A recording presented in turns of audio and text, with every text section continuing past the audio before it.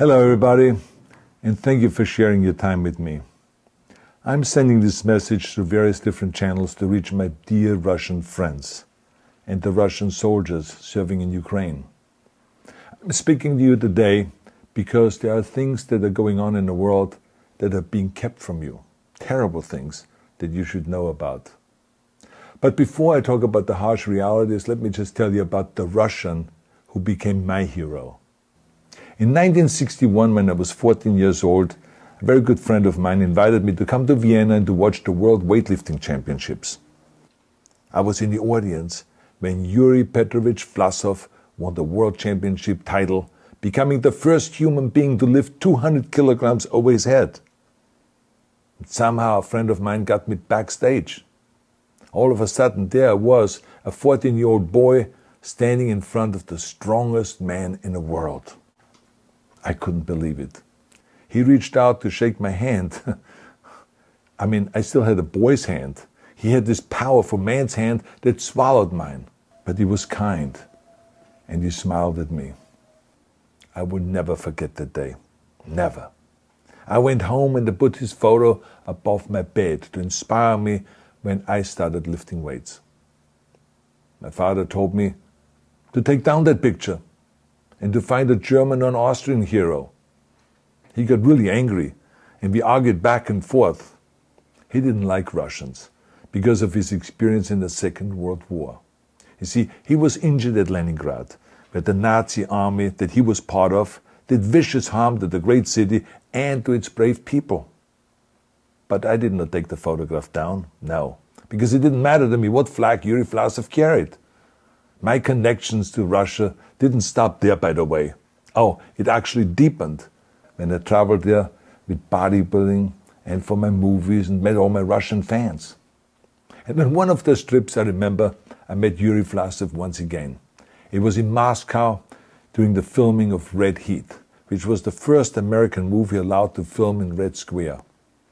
Now, he and I spent the whole day together. He was so thoughtful, so kind, and so smart, and, of course, very giving. He gave me this beautiful blue coffee cup. And ever since then, I've been drinking my coffee out of every morning. Now, the reason why I'm telling you all of those things is that ever since I was 14 years old, I've had nothing but affections and respect for the people of Russia. The strength and the heart of the Russian people have always inspired me. And that is why I hope that you will let me tell you the truth about the war in Ukraine and what is happening there. No one likes to hear something critical of the government, I understand that. But as a longtime friend of the Russian people, I hope that you will hear what I have to say. And may I remind you that I speak with the same heartfelt concern as I spoke to the American people when there was an attempted insurrection on January 6th last year, when a wild crowd was storming the US Capitol, trying to overthrow our government. You see, there are moments like this that are so wrong, and then we have to speak up. And this is exactly the same with your government. I know that your government has told you that this is a war to denazify Ukraine. Denazify Ukraine? This is not true. Ukraine is a country with a Jewish president, I might add, whose father's 3 brothers were all murdered by the Nazis. You see, Ukraine did not start this war. Neither did nationalists or Nazis. Those in power in the Kremlin started this war. This is not the Russian people's war. No. As a matter of fact, let me tell you, what you should know is that 141 nations at the UN voted that Russia was the aggressor and called for it to remove its troops immediately. Only 4 countries in the entire world voted with Russia. That is a fact. See, the world has turned against Russia because of its actions in Ukraine. Whole city blocks have been flattened by Russian artillery and bombs, including a children's hospital and a maternity hospital. 3 million Ukrainian refugees, mainly women, children, and elderly, fled their country, and many more are trying to seek to get out. It is a humanitarian crisis. Because of its brutality, Russia is now isolated from the society of nations. You're also not being told the truth about the consequences of this war on Russia itself. I regret to tell you that thousands of Russian soldiers that have been killed. They have been caught between Ukrainians fighting for their homeland and the Russian leadership fighting for conquest. Massive amounts of Russian equipment have been destroyed or abandoned.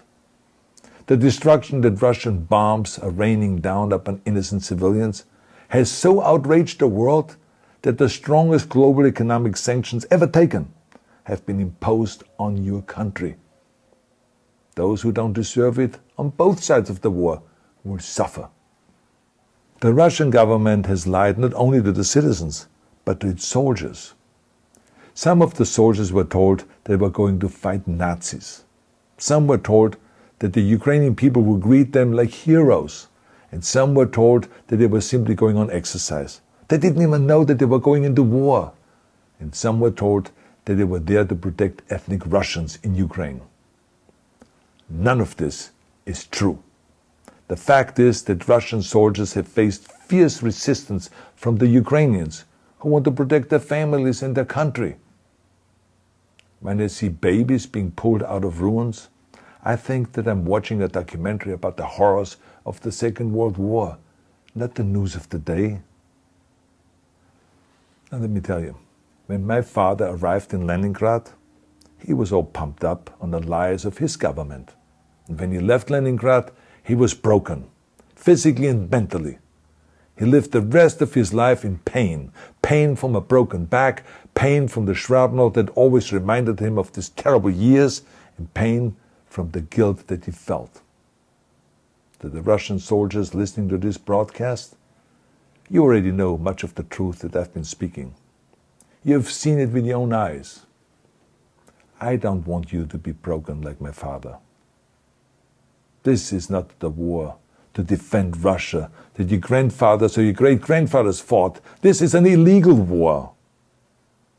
Your lives, your limbs, your futures are being sacrificed for a senseless war condemned by the entire world. Now, to those in power in the Kremlin, let me just ask you, why would you sacrifice those young men for your own ambitions? To the soldiers who are listening to this, remember that 11 million Russians have family connections to Ukraine. So every bullet you shoot a brother or a sister.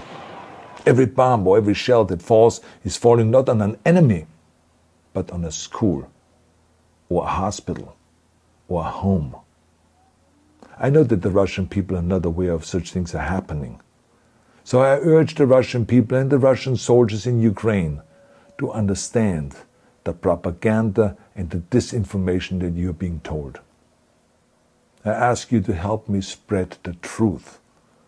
Let your fellow Russians know the human catastrophe that is happening in Ukraine. And to President Putin I say, you started this war. You are leading this war. You can stop this war. Now, let me close with a message to all of the Russians who have been protesting on the streets against the invasion of Ukraine. The world has seen your bravery. We know that you have suffered the consequences of your courage. You have been arrested, you have been jailed, and you have been beaten. You are my new heroes.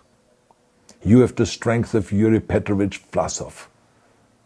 You have the true heart of Russia. My dear Russian friends, may God bless you all.